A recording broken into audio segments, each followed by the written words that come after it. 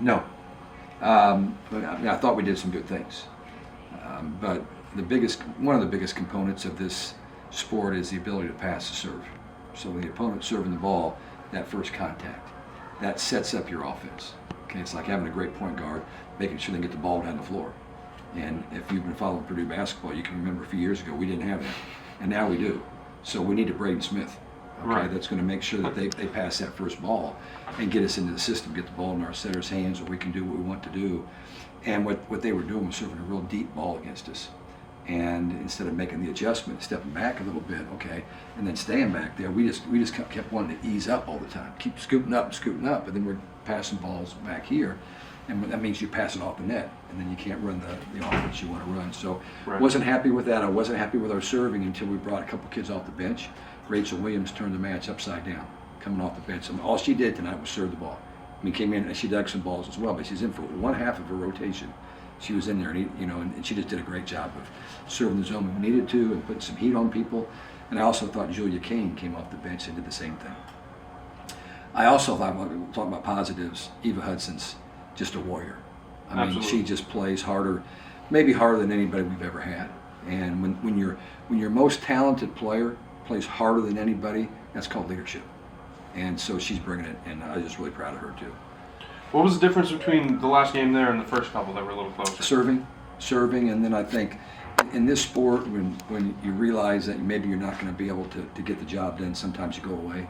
And I thought they might have gone away a little bit. But I thought, number one, we just were putting more pressure on them with the serve, and then we were passing serve a little bit better in that third set.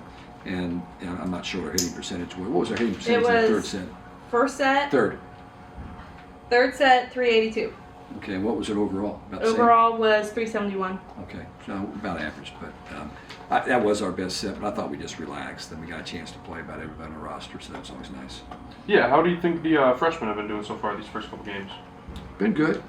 We've been playing Ryan McAleer quite a bit. Mm-hmm. I think there's a learning curve when all of a sudden you go from being a high school club player to playing at this level. The balls are being served tougher, hit harder, so that makes it a little bit tougher.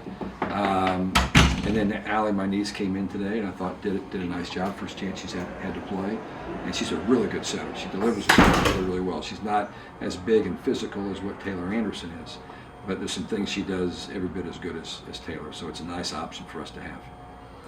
With such advantage being at home for a tournament like this, do you ever wish your team went on the road in the preseason into an environment like this for a weekend? So kind of get out of their comfort zone? We will. We're going to be on the road for the next 8 matches.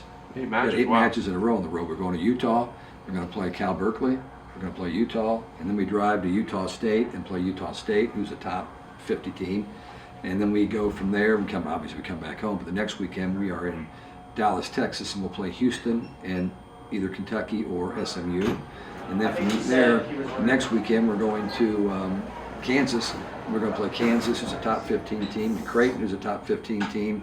And Kansas has a gym almost like this one, and it's already sold out. And then we also play Tulsa. So we got 8 in a row on the road. So do I wish? It's not something I dream about. I can tell you that. I have nightmares about things like that. But this team hopefully will grow from those experiences of being on the road. Normally we have 2 tournaments at home. This year we just couldn't get the second one scheduled. All right, so what are you looking for from your team tomorrow in the last game? What do they have left to prove to you? Oh, they got a lot to prove. We have to get better every time we step on the floor. We have to pass the ball better. We have to play better together. I think we have to bring tremendous energy.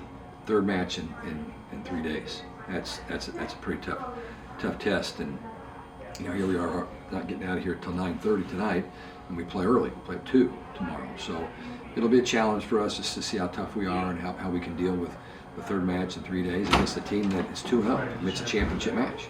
So I want to see how we're going to play in a championship match. All right, that is it for me. Thank you so much. Appreciate you, buddy.